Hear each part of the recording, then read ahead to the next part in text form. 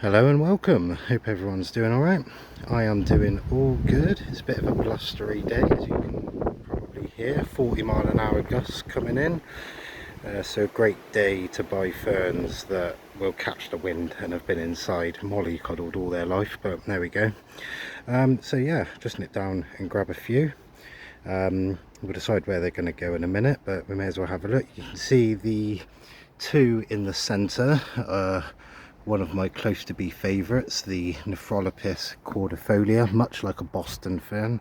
I'll show you a Boston fern up there. That one's just getting used to the outside now, so it'll probably be a couple of months before he gets his cover. He's getting brutalised by the wind as well, so we'll see how that one does. But this is the same family, Nephrolepis. There you go, ladder fern, grows Asia, New Zealand, Australia. Good in a pot and a hanging basket, which is useful because I've got a couple of places for those. I may even need some more of them, but we'll see. Over on the left I've got a kind of shrub, well, not a shrub, a small tree. You can see it's quite ferny foliage even as it is.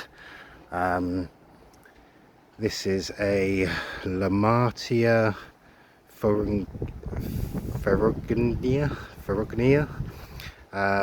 So you can see by the little picture that it grows into a short, sharp tree, which is great. I need a place for that.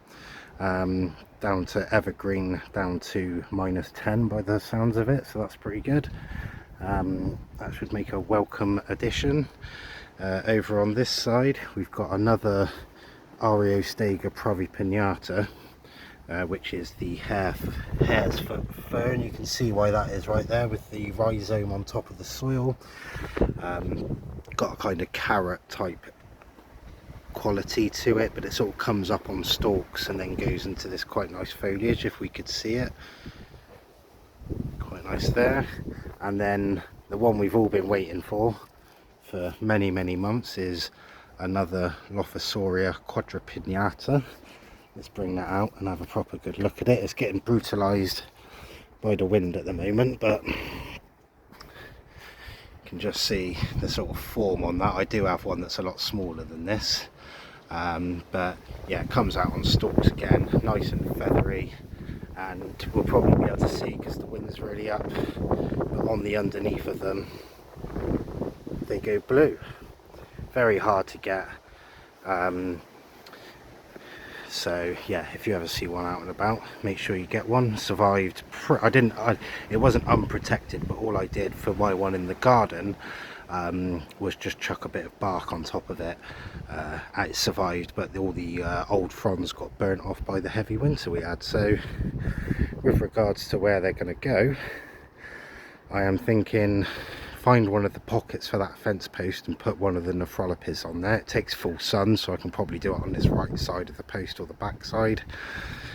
And then that conifer that's at the back that's dead centre now at the back, I'm thinking the Lomatia in there, because that seems to be quite small and slender and will grow up into a tree. It's also got a few flowers on it, so it will tidy that up. Over here I'm thinking where that banana pup is on the right, putting in the other Nephrolepis. You can see there's one on the left there, right on the far left, so maybe have one on the right as well, just as you walk out the door, and then there's one the other side of the bench as well, so that kind of tallies that one up quite nice. The Araiostegia, the hare's foot fern, I'm thinking I could match it up with this one, put it towards the left of that, but I'm also half thinking that might spread itself in the end, so not too worried about that for now. I do have a couple of spaces here. You can see where this sunflower was, which is where that bamboo is, which is dead.